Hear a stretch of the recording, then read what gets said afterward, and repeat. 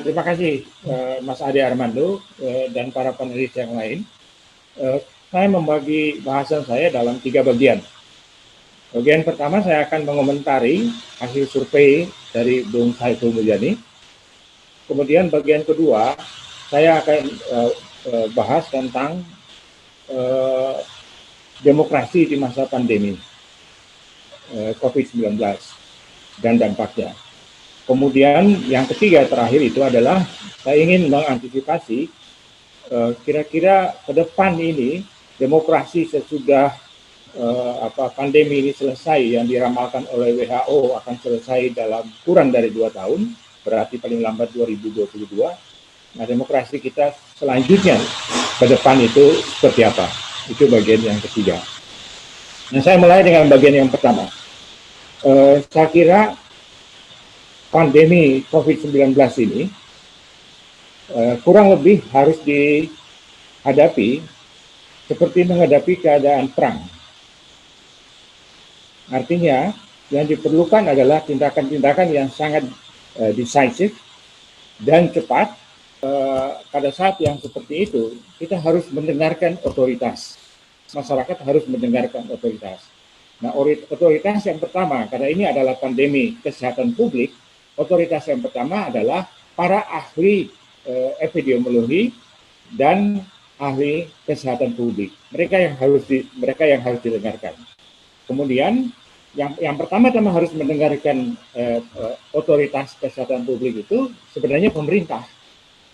Nah, sesudah pemerintah mendapatkan masukan-masukan dari para ahli kesehatan publik dan ahli penyakit itu, ahli virus dan sebagainya, baru kemudian pemerintah membuat suatu keputusan yang decisive dan tidak boleh gamang seperti pesan yang diberikan oleh Pak Mahfud tadi, pemerintah gamang. Saya kira pemerintah tidak boleh gamang. Tapi yang pertama-tama adalah mendengarkan pendapat-pendapat dan masukan-masukan dari otoritas. Nah, dalam hal itu saya kira secara garis besar barangkali kebijakan dan tindakan dari pemerintah, khususnya Presiden Jokowi, saya kira sejauh ini menurut saya sudah tepat. Sudah tepat artinya Pak Jokowi dan pemerintah menimbang dengan hati-hati saksama antara ancaman pandemi dan juga dengan keadaan ekonomi. Dan itu balancing act antara dua itu memang sesuatu yang menyulitkan hampir semua negara.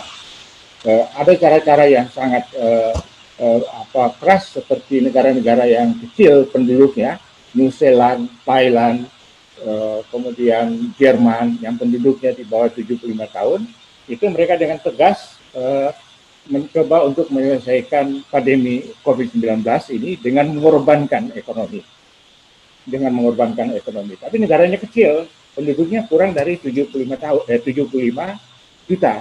Nah, tapi untuk negara-negara besar seperti India, kemudian Amerika Serikat, saya kira Trump walaupun dia agak konyol dengan kicauannya di Twitter itu, dan dia kadang-kadang sangat kasar, cruel kepada orang, tapi tindakan pertamanya saya kira udah benar, dia menyetop semua pesawat dari China pada saat itu. Nah, cuma selanjutnya itu kemudian dia terlalu menekankan ekonomi, akhirnya dia mengabaikan yang saya sebut tadi, masukan-masukan dari para ahli kesehatan publik. Nah, di situ kesalahannya Trump. Tapi saya kira pemerintah dan Pak Jokowi pada umumnya sejauh ini maksud saya sejauh ini saya kira sudah on the right track. Nah, hanya dengan catatan bahwa pada awalnya itu saya menyesalkan beberapa pejabat pemerintah dan termasuk juga Pak Jokowi itu mengecilkan skala ancaman dari pandemi COVID-19 ini. Tidak boleh begitu. Karena kita punya intelligence, mereka pasti sudah mempunyai informasi tentang apa yang terjadi di Wuhan sejak Desember 2019 dan kemudian potensinya akan berkembang kemana-mana. Saya kira sudah tahu. Jadi lebih baik kalau saya pakai istilah yang sering dipakai oleh istri saya, pemerintah itu bares saja, Baris itu artinya terbuka supaya beres. Kalau ada yang disembunyikan, terutama data disembunyikan, dan kemudian Pak Jokowi bilang bahwa itu karena untuk menghindari jangan sampai rakyat panik, itu saya kira nggak bagus. Bicara saya secara jujur, seperti Perdana Menteri Singapura itu berbicara kepada rakyat. Dia kasih tahu tentang keadaan, dia kasih tahu tentang risiko kesehatan, dia kasih tahu tentang risiko ekonomi. Begitulah seorang pemimpin itu bisa berbicara secara hati ke hati. Tapi jangan diwakilkan kepada beberapa Menko, yang ada Menko yang bukan urusannya berbicara tentang COVID-19.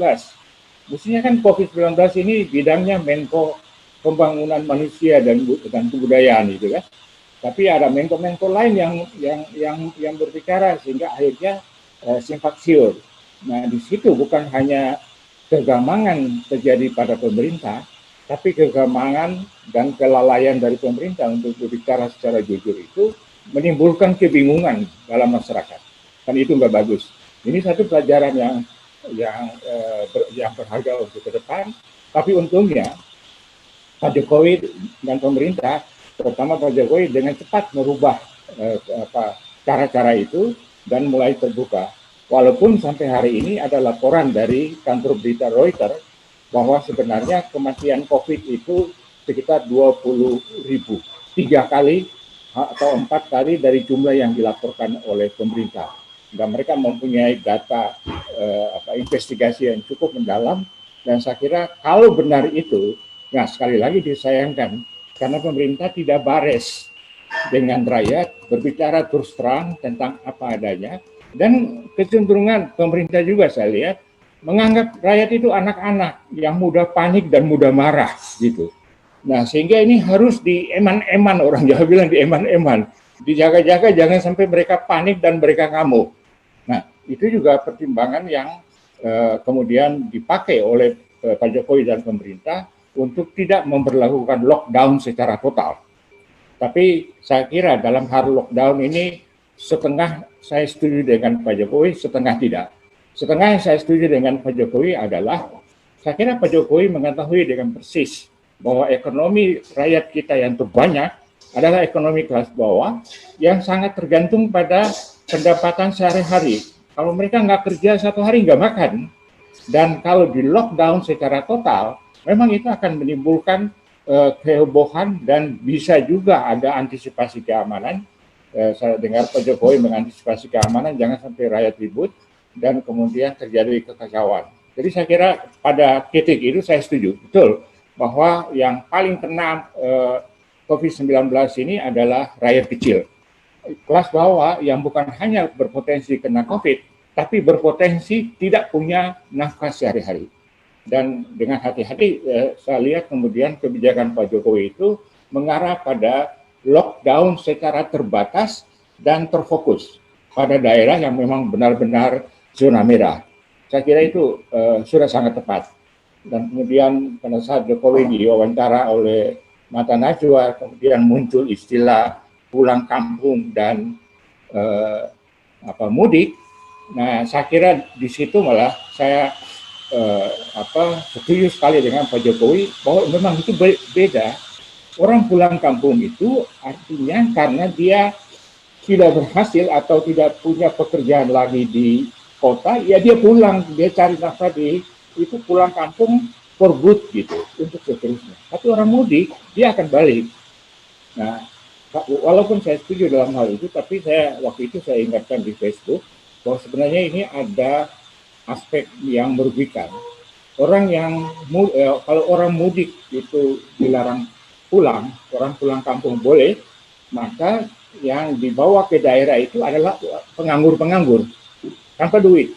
Sedangkan kalau orang mudik dilarang untuk mudik, maka menghilangkan kesempatan daerah untuk mendapatkan suplai uang baru dari kota. Dan itu akan sebenarnya dalam sejarah kita di masa lampau tentang mudik, itu mudik ini adalah suatu mekanisme redistribusi ekonomi sosial yang sangat baik, yang secara konvensional atau secara tradisional dijalani oleh rakyat kita. Nah, jadi itu tentang eh, kenapa kebijakan dan kelalaian dan juga sekalian perbaikan kebijakan dari Pak Jokowi saya setuju. Oh, saya lupa bicara tentang Saiful Mujani. Saya terbawa ke persoalan COVID-19.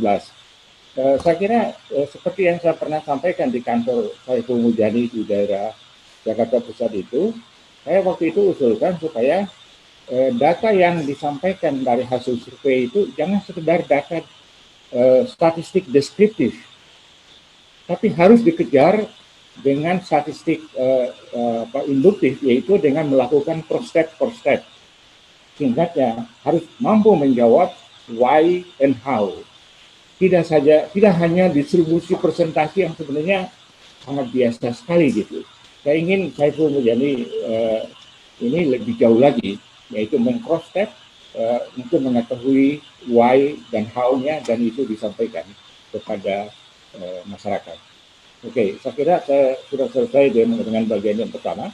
Sekarang saya mau masuk ke bagian yang kedua, Bung Ade. Saya kira kalau kita bicara dampak COVID-19, pandemi COVID-19 terhadap demokrasi, maka kita harus jelas parameternya. Kalau saya memakai parameter 3, yaitu parameter tentang nilai-nilai prinsipil dari demokrasi, apakah dia terancam atau tidak, itu parameter yang pertama.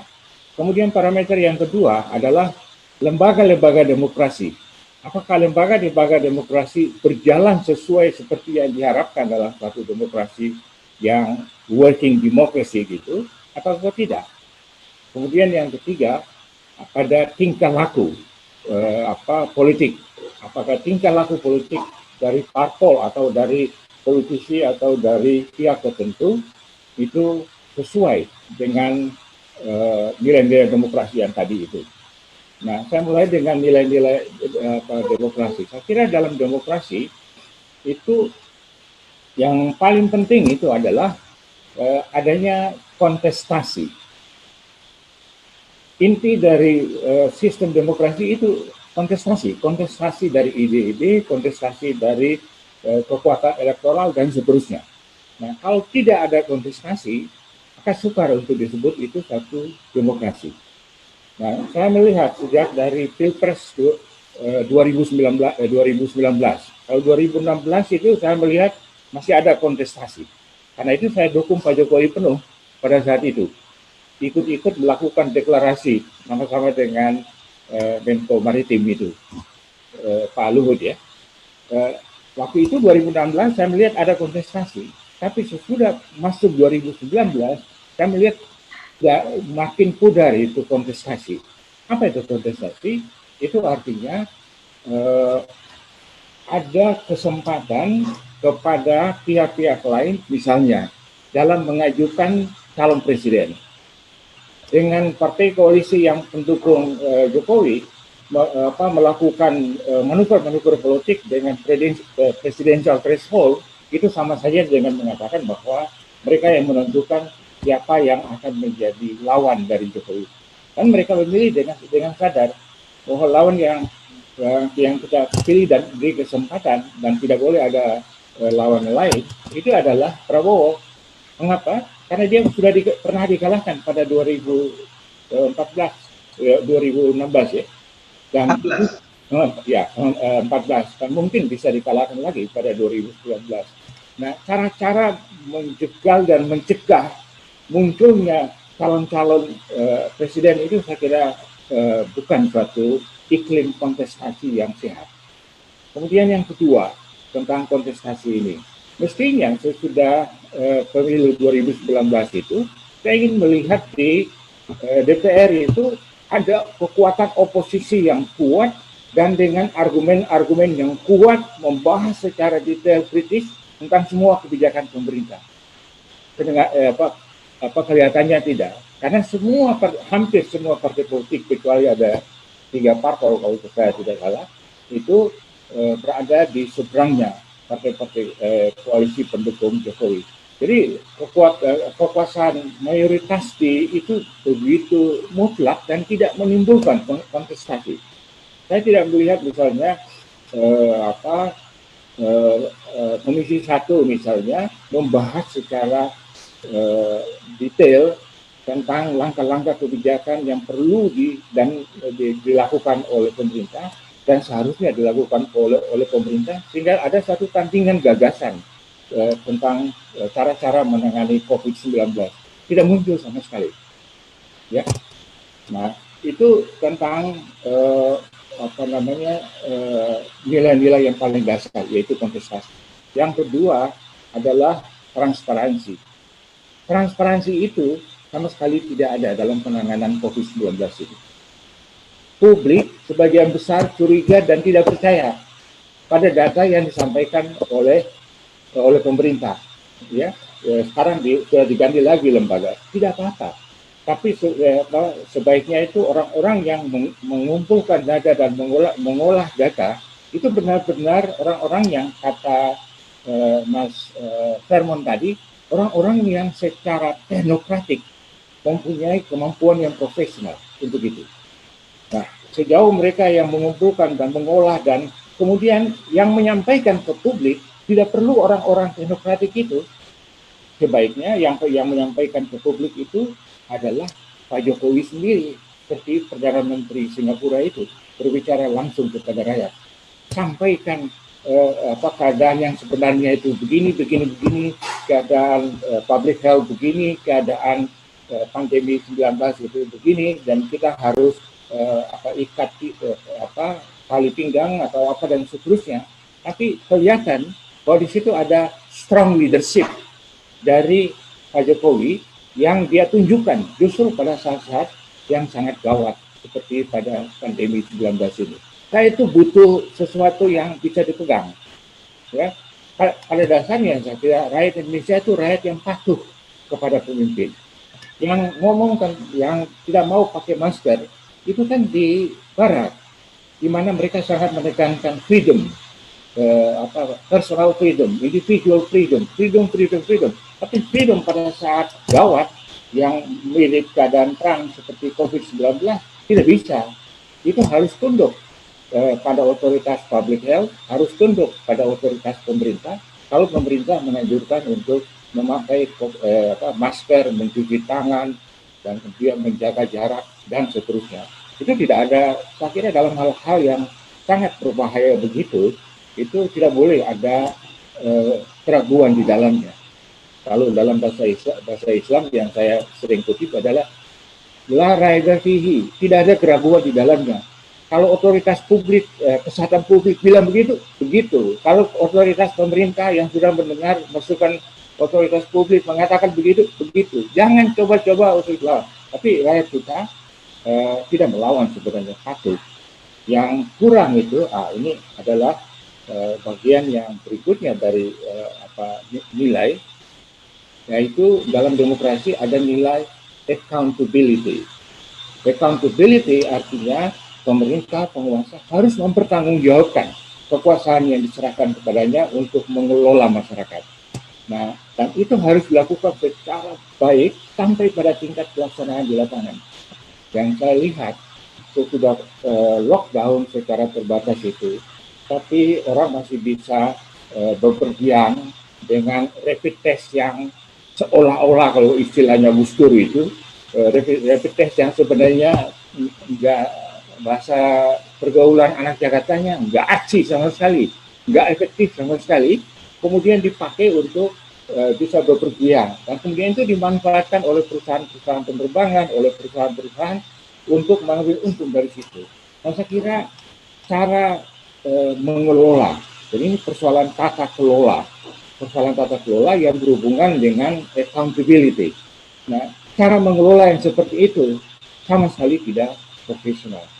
Bagaimana bisa tidak ada petugas yang mengawasi orang-orang yang berjubel di kereta-kereta, yang berjubel di pasar-pasar. Itu nggak ada sama sekali. Berarti kemampuan untuk menegakkan aturan yang sudah ditetapkan oleh pemerintah itu tidak ada. Padahal sebenarnya pada dasarnya mayoritas rakyat kita itu adalah rakyat yang patuh. Ya, itu tentang nilai-nilai.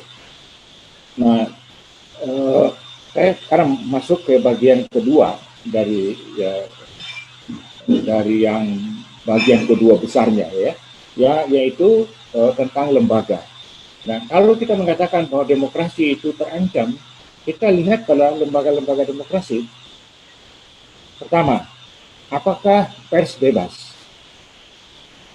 Kalau pers bebas, tidak diganggu, tidak diretas, tidak diancam-ancam, wartawannya tidak diancam-ancam.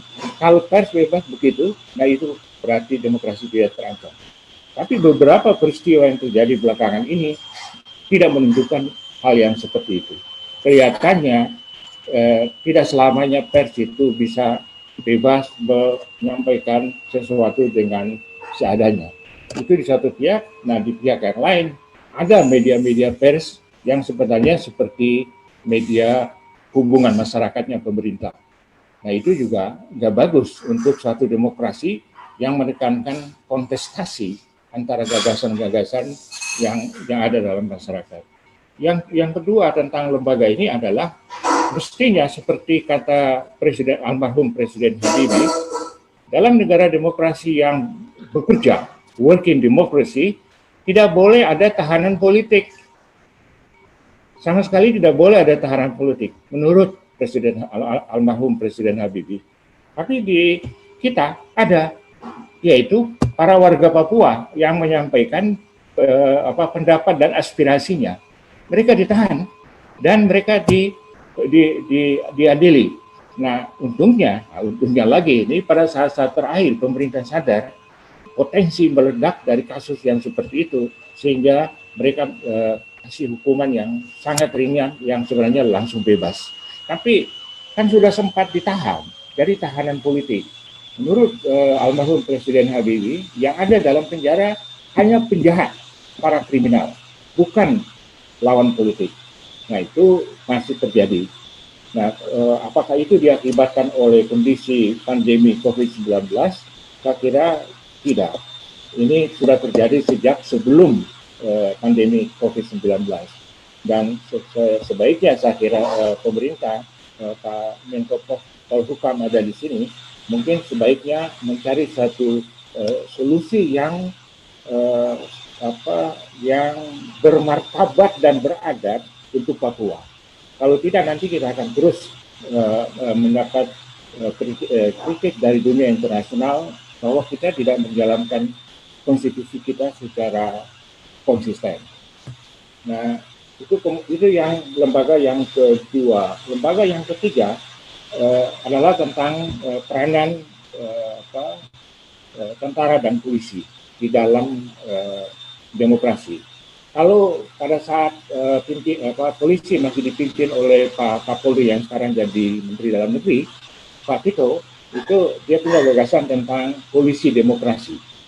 Nah, saya kira itu bagus, karena memang polisi adalah bagian dari masyarakat sipil yang ingin menegakkan demokrasi, sehingga kemudian kalau polisi itu menjadi polisi demokrasi, bagus. Tapi untuk tentara, saya setuju 100% dengan Bung Philip Vermonte tadi, bahwa memang karena keadaan sekarang itu berubah, jadi kita tidak bisa lagi tenggelam dalam wacana dikotomik yang lama. Sipil militer hitam putih dan ini harus begini, dan tentara haram tidak boleh masuk ke wilayah-wilayah seperti ini. Saya kira klarifikasi yang dibuat oleh Mas Philip tadi bagus sekali, saya setuju sekali, bahwa keputusan politik tetap dibuat oleh seorang sipil, seorang presiden, apakah mantan militer atau benar-benar sipil yang dipilih oleh rakyat, keputusan dibuat oleh presiden, tapi dalam pelaksanaan teknisnya itu boleh dilakukan oleh tentara atau polisi yang memang menguasai itu. Nah, dalam hubungan ini saya ingin menyinggung tentang komisaris-komisaris yang berasal dari tentara aktif dan polisi aktif. Saya kira itu juga nggak bagus. Yang bisa dimasukkan ke dalam penanganan masalah-masalah yang tadinya bukan lahannya tentara dan polisi adalah masalah-masalah yang teknis teknokratik.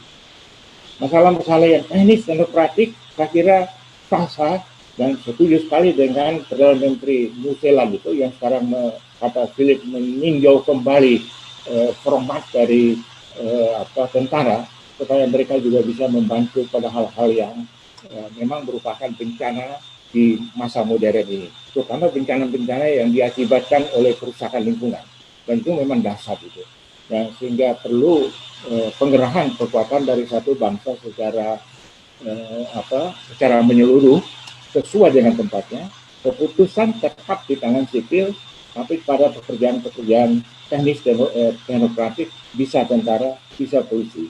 Nah, karena itu sebenarnya memasukkan para jenderal ke dalam sebagai komisaris ya, sebagai komisaris dalam perusahaan-perusahaan itu saya kira nggak benar. Persoalan utamanya adalah promosi di dalam jenjang karier di polisi dan tentara itu tersumbat di atas. Nah, itu harus dicarikan jalan keluarnya. Itu jalan keluarnya bukan dengan menempatkan mereka di lembaga yang lain yang di luar polisi dan tentara. Saya kira bukan. Karena akar masalahnya di dalam kesumbatan promosi jenjang-jenjang itu. Dan saya kira tentara dan polisi sudah harus memikirkan bahwa kekuatan tentara dan polisi itu sebaiknya berbentuk piramid tegak. Artinya yang tingkatan-tingkatan rendah itu harus banyak, tapi yang di atas itu harus sedikit. Kalau sekarang ini kan piramid terbalik. Jadi yang banyak itu justru para jenderalnya. Jadi bingung mau menempatkan mereka di mana. Nah, saya kira kebijakan yang diusulkan oleh Pak Mas Philip tadi, reformasi polisi dan tentara harus mengarah kepada reformasi tentang promosi dalam jenjang kepangkatan itu, supaya berupa piramid yang tegak, yang besar di bawah untuk pelayanan dan kecil di atas untuk para pengambil keputusan itu. Kemudian yang ketiga, yang keempat sebenarnya dari masalah lembaga itu, masalah TNI dan Polri itu masalah ketiga. Yang keempat itu adalah kembali kepada prinsip dalam demokrasi, yaitu kontestasi.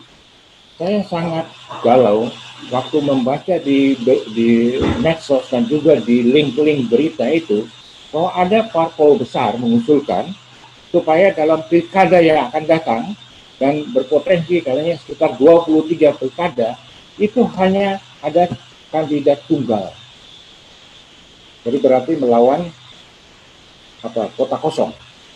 Nah, kota kosong itu kan bukan manusia, bukan kontestan, bukan pemain politik, bukan unsur parpol, tapi kota kosong.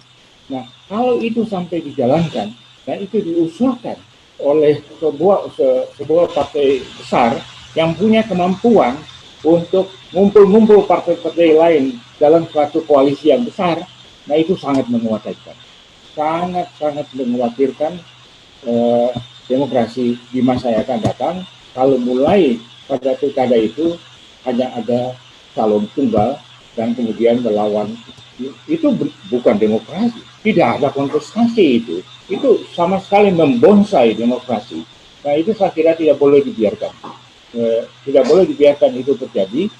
Masyarakat sipil saya kira harus bereaksi dengan cepat dan tegas bahwa itu tidak boleh. Oh, terakhir barangkali kita masih dalam lembaga ini, saya juga galau dengan berita bahwa Menteri Pertahanan mau mendidik mahasiswa menjadi satu semester hanya untuk pendidikan militer. Nah, ini Mas Ade sama almarhum Dedi Nur Hidayat dulu kan demo dengan satu slogan yang sangat membekas dalam kepala saya, yaitu tidak ada sepatu Lars masuk kampung. Over our dead body, kata Dedi Nur Hidayat dan Mas Ade Armando juga. Tidak boleh ada sepatu Lars masuk kampung. Ini ada ide untuk memasukkan lagi sepatu Lars. Nah, itu saya kira membahayakan demokrasi untuk masa yang akan datang. Itu bagian yang bagian yang terakhir dari lembaga-lembaga itu, ya. Nah, kemudian yang paling terakhir dari bagian kedua ini sebenarnya tingkah laku politik. Apakah ada tingkah laku politik yang sebenarnya tidak demokratis di masa pandemi 19 itu? Nah, saya sudah kemukakan pada awal paparan saya tadi bahwa dalam keadaan pandemi 19 yang saya anggap kurang lebih sama dengan keadaan darurat perang, memang ada tindakan-tindakan yang sangat decisif dan serba cepat yang harus dilakukan, yang kadang-kadang barangkali melanggar beberapa aturan seharusnya dalam suatu interaksi demokratis. Dan saya kira itu sah saja, karena memang keadaannya keadaan darurat perang public health gitu. Nah, itu saya selesai dengan bagian kedua yang besar. Nah, sekarang saya masuk bagian yang terakhir, yang ketiga. Yang ketiga yang besar yaitu adalah bagaimana dengan keadaan demokrasi kita sesudah pandemi 19. Saya kira satu hal yang harus kita sadari bahwa walaupun sudah ditegaskan oleh WHO bahwa pandemi ini akan berakhir kurang dari 2 tahun, tapi kita harus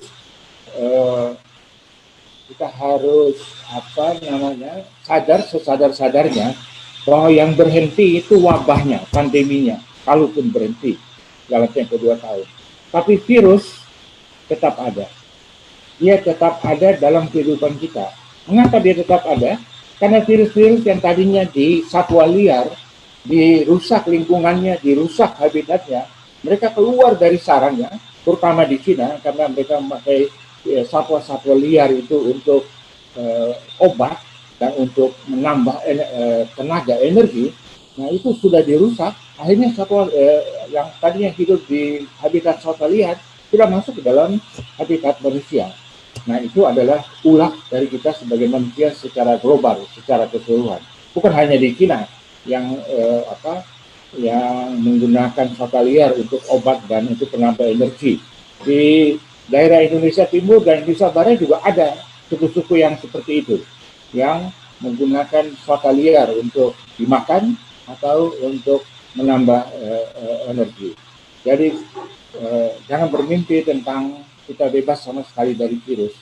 Dan para ahli penyakit juga dan ahli virus itu juga mengatakan bahwa mutasi dari virus ini akan terus terjadi. Walaupun ada sumber mengatakan bahwa virus akan bermutasi terus, COVID-19 akan bermutasi terus, tapi dia menjadi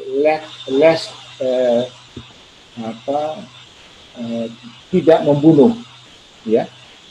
Dia tidak membunuh, dengan cepat membunuh, tapi dia cepat menular. Nah, itu juga ada begitu, tapi saya kira sebaiknya hati-hati. Sebaiknya kebiasaan memakai masker, menjaga jarak, mencuci tangan, itu mulai dari sekarang. Itu harus menjadi kebiasaan kita seterusnya.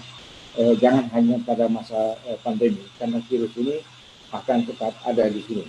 Saya agak kaget dengan pernyataan dari Bu Sri Mulyani bahwa sesudah pandemi atau selama pandemi ini kita harus menjadi lebih Islami.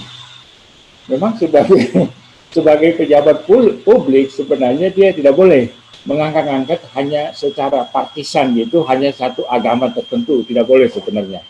Lebih umum saja mengatakan bahwa sebenarnya semua agama mensyaratkan kebersihan. Tapi memang dalam agama Islam itu lebih keras lagi, kebersihan itu ditegaskan. Itu sehingga seorang politisi nasionalis, Arnold Mononuto, yang dari Manado itu dia pernah mengatakan, saya langsung mendengarnya dari mulutnya sendiri, karena dia datang ke anak angkatnya untuk makan siang, dan saya kebetulan tinggal dengan anak angkatnya itu, dan sambil makan siang itu dia mengatakan apa? Agama saya Protestan Kristen, tapi politik saya politik Islam. Nah, induk semang saya tanya, apa maksudnya politik Islam? Orang Islam, kalau salat, itu mulai dari tempatnya dia salat, sampai dengan bajunya, sampai dengan badannya, harus bersih. Nah, politik saya itu seperti kebersihan salat itu. Tidak boleh tujuan menghalalkan cara, harus bersih segala-galanya. Jadi saya bisa menangkap maksud dari Bu Sri Mulyani bahwa Islam itu memang sangat menekankan kebersihan, terutama di dalam ibadah gitu ya. Sayangnya hanya bersih dalam ibadah, kadang-kadang dari dalam sosial tidak bersih gitu. Nah, tapi saya kira saya nangkap maksudnya Bu Sri Mulyani. Saya kira dia tidak ada maksud untuk secara partisan memuja-muja satu agama. Saya kira tidak. Tapi memang dia bermodal pada pengetahuannya pada agama Islam. Dia mengatakan bahwa kita harus menjadi lebih Islami. Nah, saya kira itu bagus kalau prinsip-prinsip dalam Islam yang serba bersih seperti yang diambil oleh Arnold Mononutu itu menjadi prinsip-prinsip dari politisi-politisi, terutama politisi yang beragama Islam di dalam berpolitik dan berdemokrasi. Terima kasih, Bung Ali Armando.